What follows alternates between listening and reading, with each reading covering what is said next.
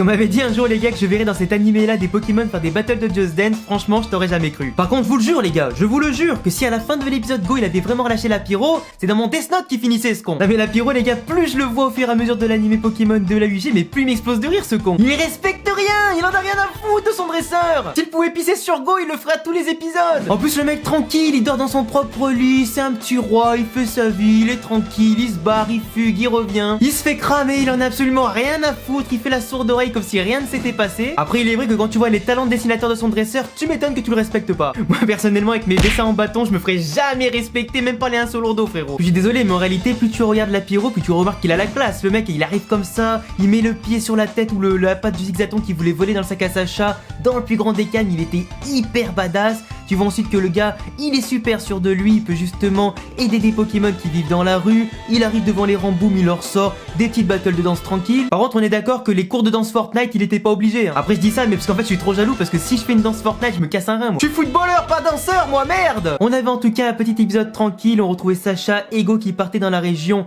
de Hoenn, ma région préférée. D'ailleurs, vous pouvez me dire en commentaire quelle est pour vous votre région préférée. Ils vont donc assister proche du bourg en vol à la fameuse migration des Charmillons. Et ça, j'en avais déjà parlé notamment dans les précédents épisodes. Mais je trouve que cet animé là développe bien plus en tout cas la vie des Pokémon, leur quotidien, comment ils naissent, comment ils grandissent, comment ils évoluent, comment en tout cas ils partagent leur quotidien dans la nature du monde de Pokémon. Je trouve ça vachement cool de développer certains événements, certains phénomènes comme ça qui, comme on l'a vu dans l'épisode, étaient magnifiques. On découvre un petit peu les traditions des Pokémon, un petit peu leur milieu de vie, leur environnement, tout ça, je trouve ça vraiment intéressant. On a aussi Go qui veut capturer un autre Chenipote. Alors il est vrai qu'il en avait déjà capturé 2 ou 3 dans les précédents épisodes, du moins dans le début de l'animé. Malheureusement pour lui, les 3 avaient évolué en Blindalis pour donner un Papinox et lui il aimerait bien avoir un Armulis pour qu'il évolue en Charmillon. Il s'agit bien évidemment de compléter son Pokédex et continuer sa collection. Finalement, comme vous l'avez deviné, il n'en a pas chopé parce que forcément quand tu vois tous les Armulis en essaim qui évoluent ensemble, qui vivent ensemble et qui bien sûr partent ensemble faire la migration des Charmillons, c'est tellement magnifique comme spectacle que t'as pas envie d'en capturer un, d'en combattre un ou plusieurs. T'as pas envie en tout cas de priver un Charmillon de sa famille et de cette tradition là. Sinon le reste était quand même plutôt stylé, à part le fait que la pyro était en pleine crise d'ado,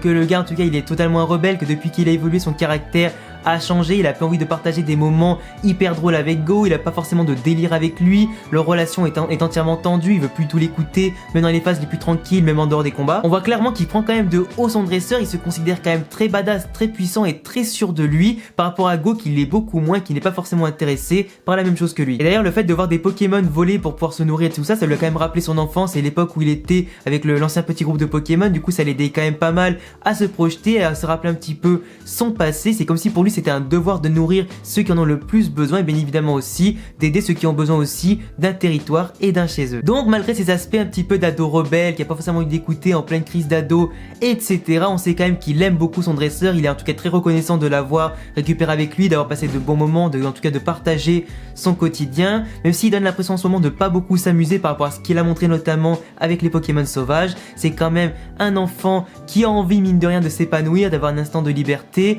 Plus tu lui mets les crochets, moins forcément il viendra vers toi, plus il sera un petit peu dégoûté, il voudra prendre un peu de recul, mais plus tu lui laisses de l'espace, plus il pourra s'exprimer pleinement, plus ensuite il reviendra vers toi. Ah mine de rien les gars, les Pokémon quand ils grandissent c'est comme des adolescents, c'est comme des enfants, c'est tout ça, faut savoir en tout cas les prendre de la bonne façon, faut aussi savoir en tout cas les dresser, prendre le recul nécessaire, leur donner un peu de liberté, c'est pas non plus des enfants qui resteront dans la Pokéball, qui devront obéir que quand on a besoin, c'est aussi des Pokémon, des êtres vivants qui ont un état d'esprit, une personnalité qui a besoin de s'exprimer, de grandir et forcément aussi de s'épanouir, d'où le fait que leur relation à la fin de l'épisode s'est beaucoup améliorée. En tout cas on a clairement vu à la fin de l'épisode que la Pyro était content par rapport à Go, que les deux sont contents de se retrouver, de rester ensemble et je suis très sûr en tout cas de moi en disant que d'ici l'épisode 30 voire 35-40 grand maximum, la Pyro évoluera en Pyrobut parce que maintenant ils vont pouvoir se souder davantage, développer une complicité et on verra bien en tout cas ce que ça va donner. Le seul truc qui m'embête un petit peu, qui pourrait compléter un petit peu ce qui se passe par rapport à Go et la Pyro ou d'autres situations, c'est fait que Sacha pourrait justement rajouter à Go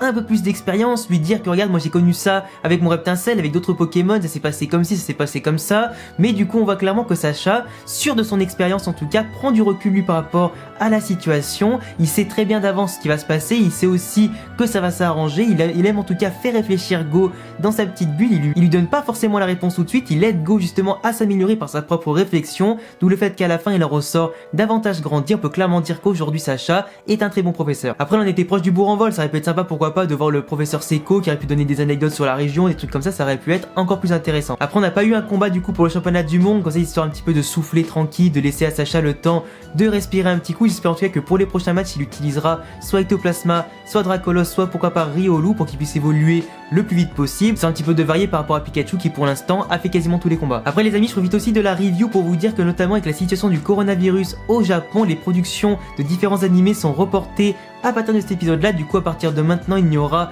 que des rediffusions au Japon. Il faudra donc attendre je crois mi-mai ou fin mai pour que l'animé Pokémon reprenne, ou du moins ce sera fin mai grand minimum. En tout cas, je vous laisserai bien évidemment vous abonner quand même, cocher la cloche et me laisser de gros pouces bleus pour être au courant de toutes les news. Je vous tiendrai au courant bien évidemment quand l'animé reprendra. Ce que je ferai, c'est que j'ai pas mal de théories, pas mal de vidéos aussi du Poké multivers, de Poké notamment sur les jeux vidéo et tout ça à faire et qui seront hyper intéressantes à regarder, comme les reviews notamment. Du coup, vous connaissez la chanson, abonnez-vous, cochez la cloche, laissez le pouce bleu, rejoins-moi sur Insta et Twitter, t'as tous mes liens en description. Je te laisserai également commenter pour me dire en tout cas ton avis sur ma vidéo, sur l'épisode et tout ça. Le lien de l'épisode en sous-titré français sur Pokémon Sub et en description comme d'habitude. Prenez soin de vous les gars, à la prochaine vidéo, ciao. Ensemble pour toujours et même un peu plus, amis jusqu'à